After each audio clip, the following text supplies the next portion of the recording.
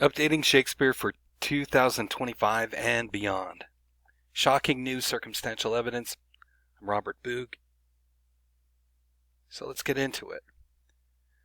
Most of us think of circumstantial evidence as like DNA, fingerprints, or GPS devices, where the killer's cell phone pings off the cell phone tower near the woods in the body where the victim's body is discovered.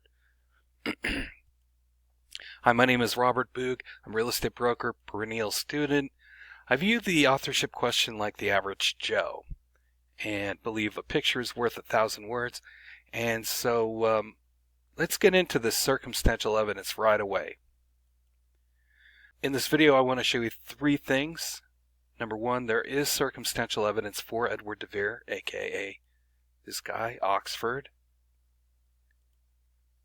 Number two, we may need to revise John Shakespeare's bio. I'll explain why. And number three, there are questions about William Shakespeare, aka Stratford. Thus, it is reasonable to doubt his authorship. And that's this guy here. Let's start with the circumstantial evidence for Oxford. We know that he knew Latin. For 9 years, 2 hours a day, French and Latin. He also learned cosmography by Lawrence Noel, who was a map maker. We also know that Oxford had books. He lived at Cecil House, where there were over 3,000 books, along with over 300 maps. And Lawrence Noel, it says, by 1563 he was living in the London house of his patron, Sir William Cecil. Noel had been made the tutor of Cecil's ward, Edward de Vere, the 17th Earl of Oxford. He devoted much effort to a large-scale atlas of Anglo-Saxon Britain. He also made the first accurate cartographic survey of the east coast of Ireland, and presented William Cecil with the small, accurate pocket-sized map of Britain, which Cecil supposedly always carried with him. So the two important things to remember: he had access to books, and his first tutor was, or one of his first tutors was, a map maker. Here's a letter that Edward Oxenford wrote. That's how he signed his name, Oxenford. And he wrote it in French. During his life, Edward de Vere was regarded as the best poet at Queen Elizabeth's court and a playwright. The problem is, what about The Tempest? Author David Kathman firmly believes the true author of The Tempest was heavily influenced by the Bermuda narratives of 1610. Kathman gives 50-plus reasons, including the shipwreck's premise and background, blah, blah, blah. He states The Tempest can be dated with virtual certainty as having been written between late 1610 and mid to late 1611. Important because Edward de Vere died in 1604. Me, I say, well, maybe possibly parts were rewritten after 1611. In other words, the plays could have been written before 1604 and then rewritten after. But it doesn't really explain due. So I want to get into that. I believe that The Tempest was an older play that an editor freshened up after 1604. Maybe it was Sir Francis Bacon who did it. I don't know. But I could make an entire video just about this subject. The Tempest is the very first play in the first folio. So if they refreshened it, people might think, wow, this is cut from the headlines or something like that. Is there any evidence that The Tempest was an older play? Yes. Scholars say the beautiful Sadia by a German playwright was based on The Tempest. And it was written circa 1595. Comedy of the Beautiful Cydia by Jacob Ehrer of Nuremberg, Germany, the only drama extant, which points to the plot of Shakespeare's Tempest. A Comedy of the Beautiful Phoenicia by Jacob Ehrer contains the plot of Shakespeare's Much Ado About Nothing. The line with Bermoothes, I believe, is misunderstood. And the word do pings the setting of the Tempest near one place in the entire world, Palermo, Sicily. And here's why.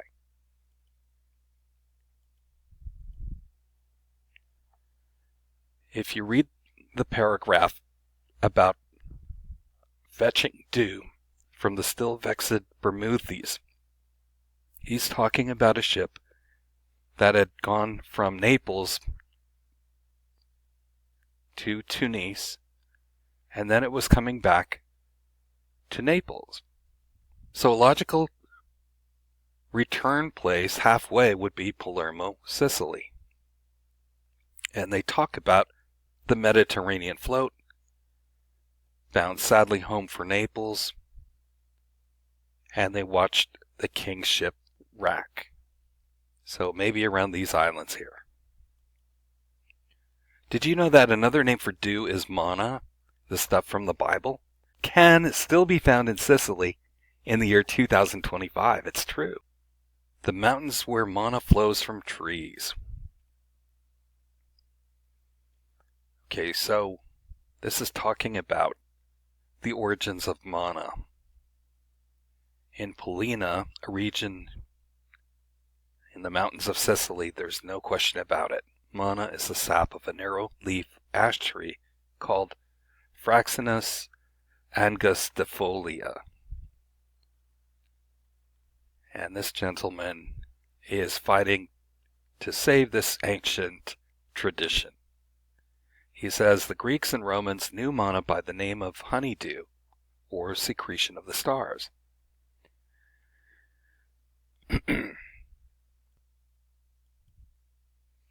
Manna was called dew honey or secretion of the stars by the ancient Greeks and Romans.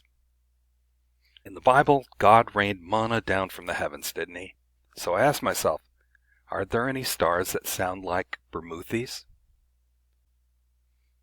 And the answer is yes. Boötes. It's one of the largest constellations in the sky.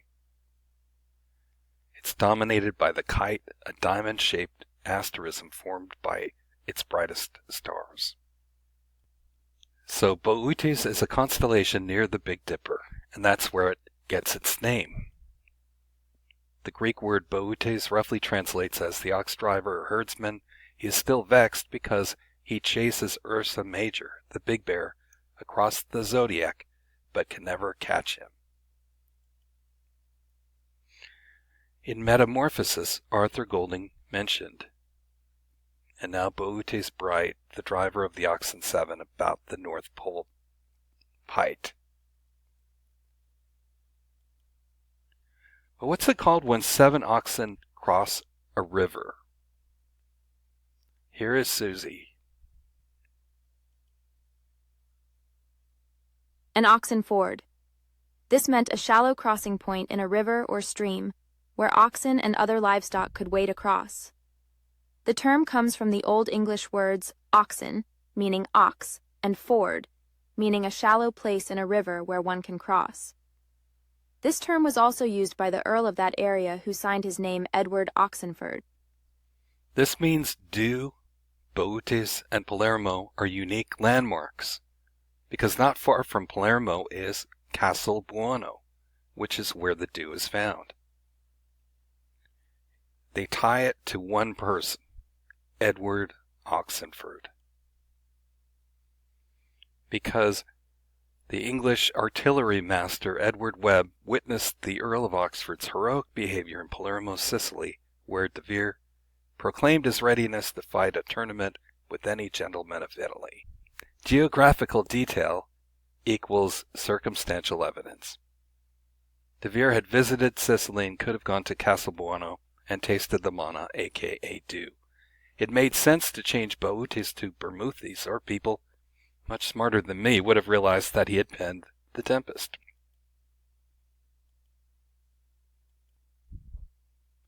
The Winter's Tale describes a Greek temple on an island.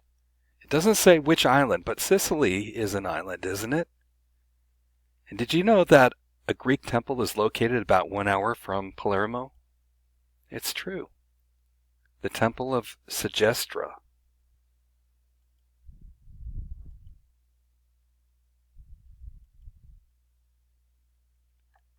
Cleomenes says, the climate's delicate, the air most sweet, fertile the isle, the temple much surpassing the common praise it bears.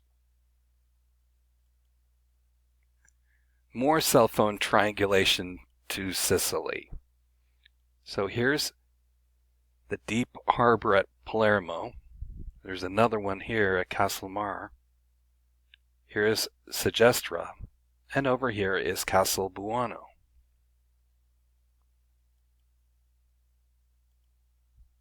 In the Comedy of Errors, Luciana, the virginal sister of Adriana, tends to preach about how women should be patient and subservient to the men in their lives. Luciana views marriage in a traditional sense. Want to guess the name of the patron saint of the city of Syracuse, Sicily? The home Aegeon came from? That's right, it's Saint Lucy. She is the patron saint of the city of Syracuse, Sicily, and of virgins. So the belief is that Edward de Vere made his way down the coast of Italy, may have even crossed over to modern-day Croatia, and continued down the boot all the way down to Sicily, and then around here too. People say there are no canals in the Merchant of Venice, but there is a bridge. Oxford wished to keep his identity a secret, so Shylock referencing an Italian bridge would not have been widely recognized at the time. However, today the name Rialto pings its location directly to Venice because the Rialto Bridge spans the largest canal in Venice. Go to ball and meet me at the Rialto. Go to ball at the Rialto to ball. In The Taming of the Shrew, in Act 1, Scene 1, grave citizens of Pisa. And, yes, there was a graveyard nearby. Again, pinging the true author to a specific location. Is it a coincidence when a killer's phone pings to a cell tower near the woods where the victim's body is later found? No, it's not a coincidence. Something else. Okay, a website called Oxfraud, who claims that Oxford was not Shakespeare, and they say here that in Shakespeare, U is always spelled Y-O-U. In the quartos, the folio, edition, but in Oxford spelled U, Y-O-W, or your, Y-O-W-R-E. He did this 890 times. And he says here, that's an essential difference. Okay. But aristocrats did this, not commoners. In King James I, in his letters to Elizabeth. Here it is, the letters of Queen Elizabeth and King James VI. Put the search term Yao, and you can see.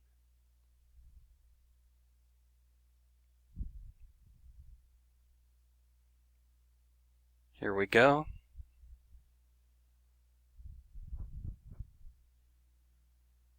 Plenty of Yaos all throughout it. This is King James. Now, Oxford claims that William Shakespeare never did this, not even once, but let's look for ourselves. And sure enough, in the first folio, we find Yao.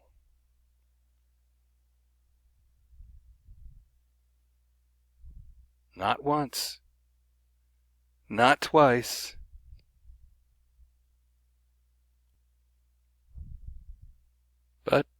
3 times. Here it is in Pericles. And you can see the original text spelling there. Now, I wasn't sure how long this video was going to go, so just in case, this is a little break.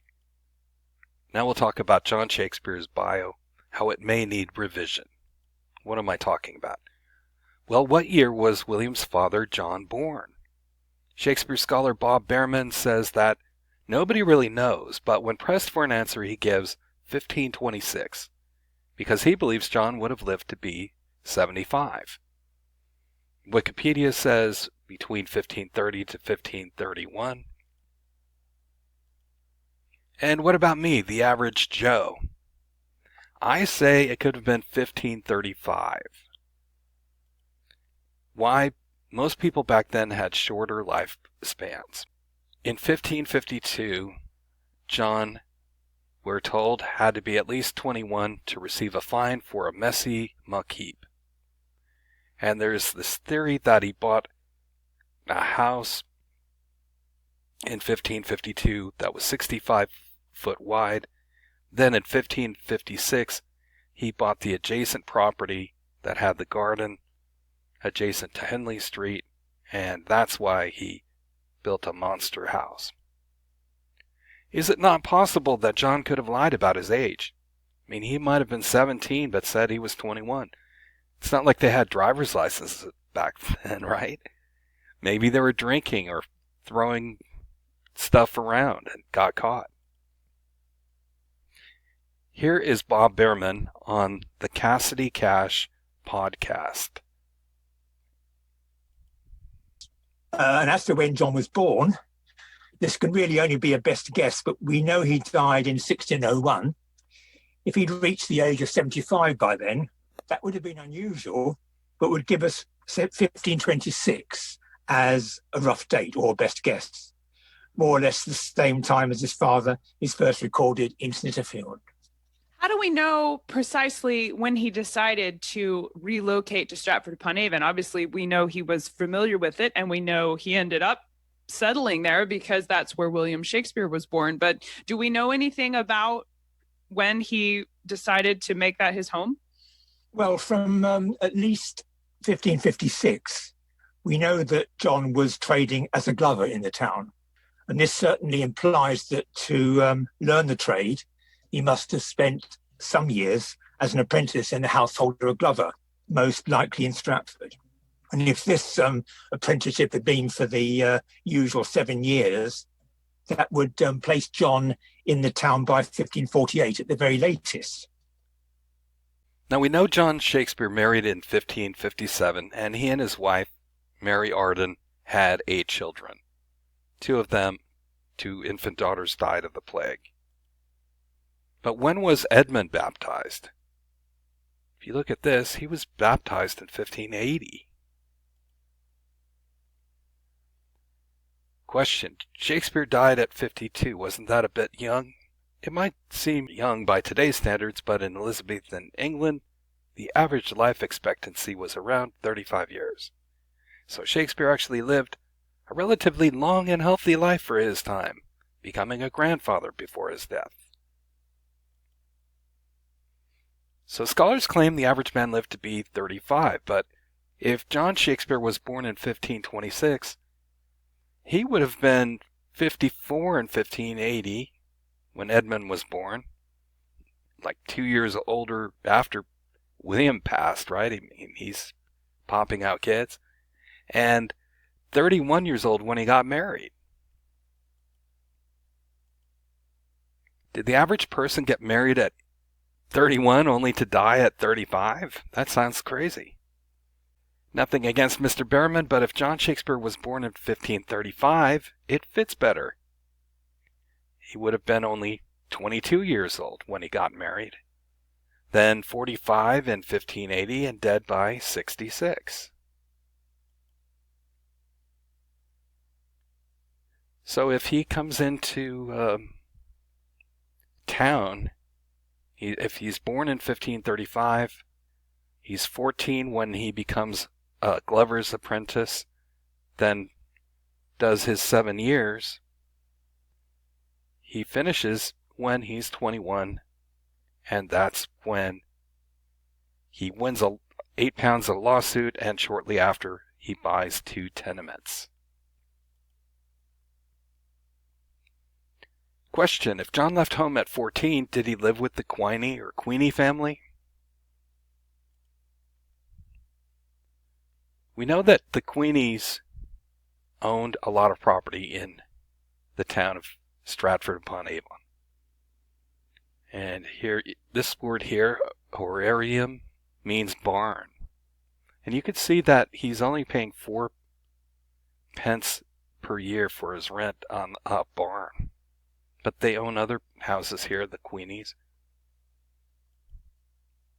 And interestingly, in a survey taken in 1595, the Queenie family residence was numbered as having 16 persons. This included Elizabeth and Richard, that's 2. There's 7 children, that's 9. Her widowed father-in-law, Adrian Queenie. The other 6 people were presumably household servants and apprentices. And that's from Lena Cohen Orland. The muckheap fine was given to John Shakespeare, Humphrey Reynolds, and Adrian Queenie. What if the 3 all lived at the Queenie family residence? It's possible. To purchase any property, John needed to be 21. In 1566, John bought 2 tenements, so he could have been 35. Maybe John thought tenement meant house. I've had discussions where people are adamant that the word tenement means house, and so people naturally assume in 1566 John bought this house. No way. Probably looked more like this if there was even a house on it. We don't know. But we do know his lot was only 30 feet wide, big enough for a barn or a shop.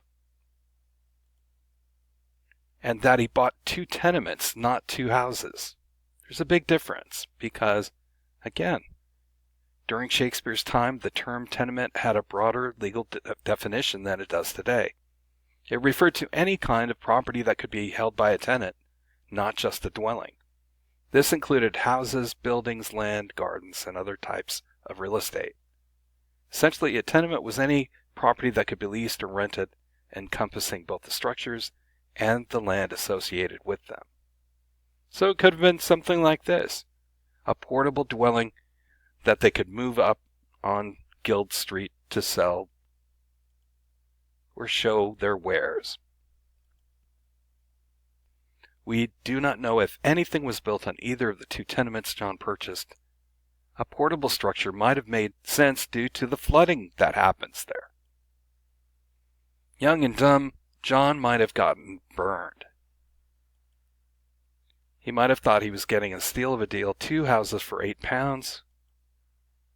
But John purchased 2 tenements. Why so cheap? We know that there was a garden on each one. And it shows here that he paid £6 on one, and looks like 13 on the other one. And you can see here this guy, Williamus Smith, again, a barn, horarium, where he's paying £6 too. So the cheaper lots were just smaller. The good thing is a registered tenant could be a member of the town council. So maybe that's why John purchased them. Let's talk about the flooding. Were you aware that there was flooding there?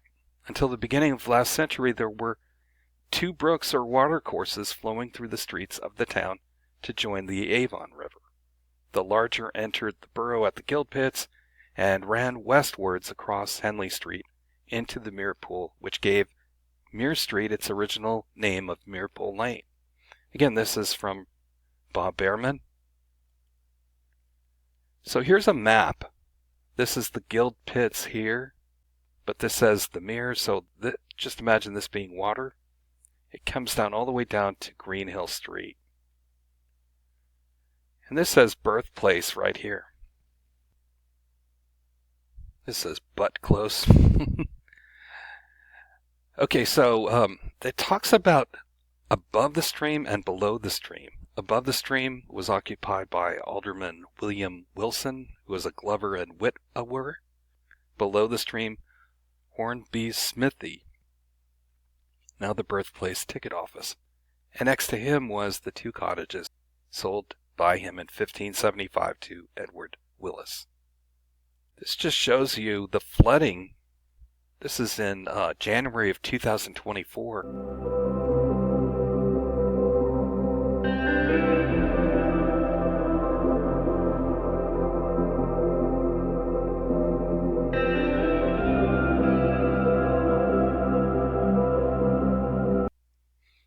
John still could have built a home there. And until a recent period, there were 2 wells in the ground, one of them in the birthplace garden and the other in the rear of the wool shop. So this shows that besides the flooding, there was a high water table, making it difficult to build a cellar, you would think, because the water would probably flood. But a house built over a stream could be done. It just would lose insulation and increase the humidity. This might make the house colder. And we know that the first 2 infants of John and Mary died after birth. So there was an unusually cold period in England from 1558 to 1563. And who knows? So here's why it's reasonable to doubt William Shakespeare's authorship. In 1598, 2 women swore under oath that they had attended a school in Stratford upon Avon about the same time as William Shakespeare. And here is their court testimony. Okay, so apparently there was a trial. There was a trial about Elizabeth Evans. And she saith, Cowden does, she saith, she, Cowden, was born on Stratford upon Avon. And further she saith that she this went to school with the said Elizabeth Evans. Elizabeth Evans then confirms this. Elizabeth Evans, being present at the examination of the said Joyce, confessed the same to be true, and that the said Joyce did go with her, the said Elizabeth, to school together at Stratford upon Avon. So this is circumstantial evidence of another school, rather than the King Edward VI grammar school that everybody says William must have gone there.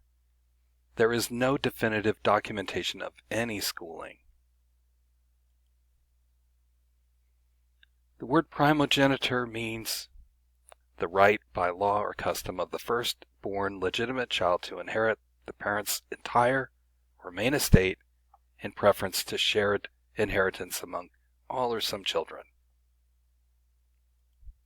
So after 1575, William stood to inherit the tenement on Henley Street, called the Wool Shop, the tenement on Greenhill Street, whatever happened to that, the Ashby's Farm, that had 2 houses, his mother's share of Snitterfield properties, and 2 messuages on Henley Street that were adjacent to the wool shop.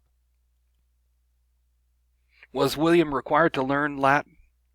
No. After 1575, his brother Gilbert stood to inherit absolutely nothing. Second-born son often learned Latin to join the clergy because they would not inherit anything. And here's Gilbert's signature. It's a nice, readable, cursive handwriting. Clergymen were required to learn Latin because the Bible was written in Latin.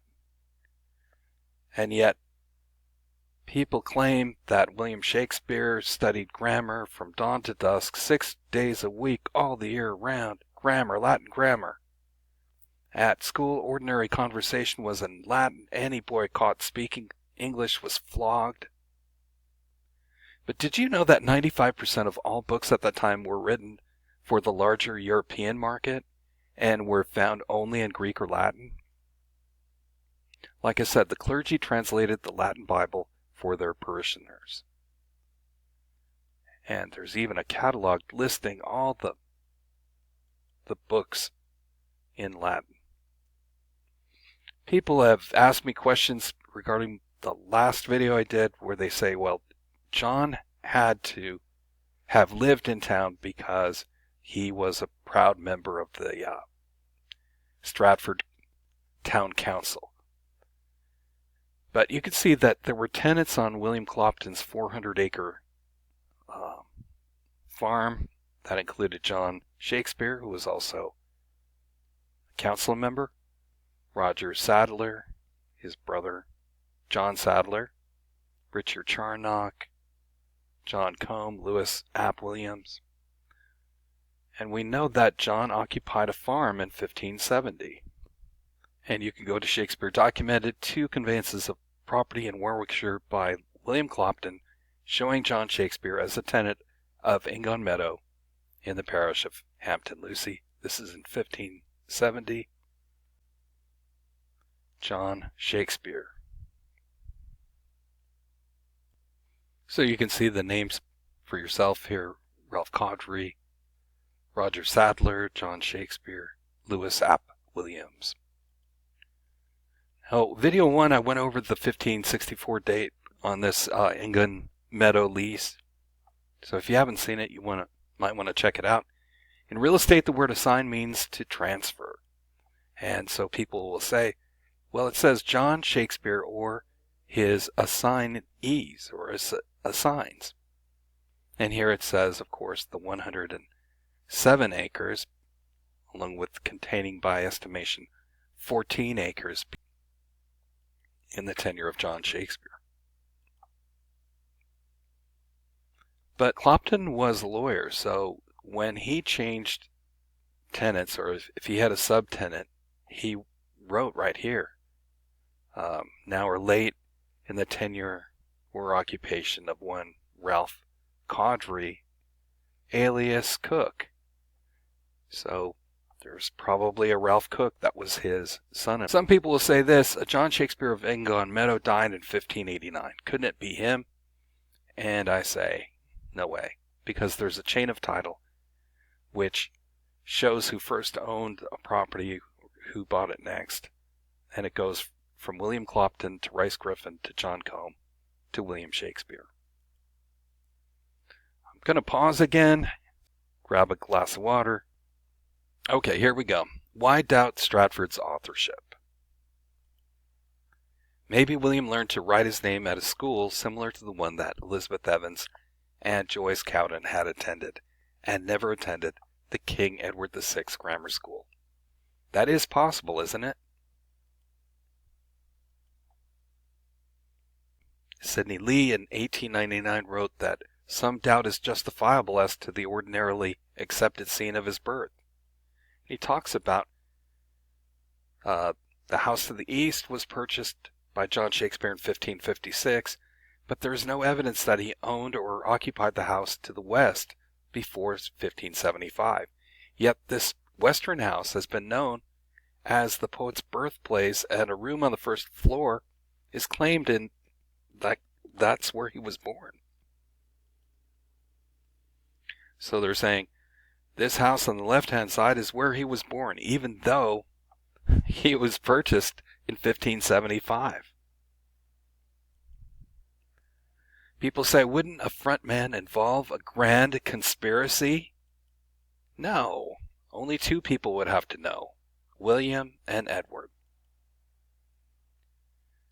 Then Edward would tell William, do not enter London until after 1598, after William Cecil died, and then you could return to Stratford any time. If Oxford wrote the masterpieces, why wouldn't his name be on all the plays, poems, and sonnets? If it were me, I would do that. Well, there's a guy named John Stubbs, and I'll let Susie tell you about him. Here's Susie to explain. Did you know that in 1579, a meat cleaver chopped off the right hand of John Stubbs? It happened because Mr. Stubbs wrote something unflattering about Queen Elizabeth. As a result, Stubbs not only lost his hand, but he also spent a month in prison. How does this relate? The wife of Mr. Stubbs, Anne Vere, was the cousin of Edward de Vere. So when people say that it doesn't make sense for Edward de Vere not to put his real name to the plays he wrote, think about John Stubbs. Would you take that chance? Now, we talked about the circumstantial evidence against Stratford. Let's talk about the four.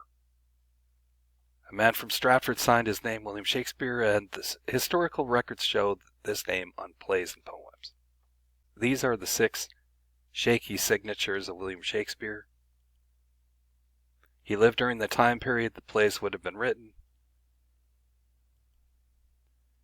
and he had witnesses, 2 actors, Hemmings and Condell, who compiled the 36 plays that they attributed to Shakespeare. But did they watch him write the Shakespeare canon? No. And not a single letter or manuscript penned by the man from Stratford has survived. Now, when I say this, people will say, what about Hand D in the Thomas More play? Well, think about this. On the Shakespeare Birthplace Trust, it says there's an ongoing discussion amongst scholars as to whether all of these 6 signatures were actually written by Shakespeare himself or by legal clerks involved in the preparation of the documents. So, Hand D used these signatures to say that, oh yeah, definitely William wrote it, but they can even be verified that he did write them. Remember, travel to Italy was expensive and dangerous. Due to the plague, it was considered treasonous to exit or enter England without first getting written permission from the Queen. So traveling to Italy without it would be highly unlikely. Yet the plays pinged to locations that only someone who had first-hand knowledge of Sicily or Italy would know about. And remember the flooding in 1570. Historical records show that John Shakespeare occupied that 14-acre farm at Ingon Meadow in 1570 when William would have been 6 years old. Flooding would have made it far too dangerous to walk to school, especially in the early spring. And there's even records of it flooding here. Right here, meteorological record, the water called Avon, that passeth by a town called Stratford upon Avon, did run with such violence that meeting with the water called the river Severn drove it back 10 miles against the course, overflooding much ground and drowning much cattle. Finally, people say William could have read books to research Italy and or view maps. But if 95% of the books were in Latin and Stratford never learned Latin, would he really be able to research anything? And here is an example of a commoner's map of Florence, Italy. It's not really very specific, is it? It's more like a coloring or a painting. But Oxford was a student of Lawrence Nowell, a map maker. He also had the money and written permission from the Queen to travel to France, Germany, Bohemia, Italy, and Sicily. Stratford did not. I make a big deal about map making because in the Comedy of Errors, the location from the original play was changed from what is now modern-day Duras, Albania, to Ephesus, Turkey. Doing this puts all of the locations on the same latitude line. And here's what I'm talking about. Syracuse, Italy, where Aegean was from, is on the 37th latitude. Ephesus, Turkey, where the play takes the action of the play, the 37th latitude line. Corinth, Greece, this is where the one brother and his Dromio were from. Again, the 37th.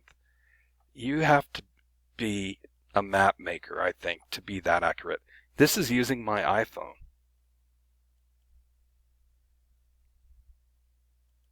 There is no record of William Shakespeare ever leaving England, but the Tempest pings a location found only in one place in the world, Castelbuono, Sicily.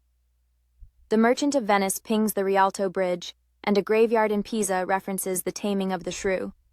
All were places visited by Oxford on his trip to Europe in 1575. While this may not be direct evidence, linking Edward de Vere's travels to locations referenced in Shakespeare's works, falls within the realm of circumstantial evidence, as does the constellation of the ox driver. I hope you enjoyed this episode. Places. Our first piece of circumstantial evidence were places. Whether it's Sicily, Castelbuono.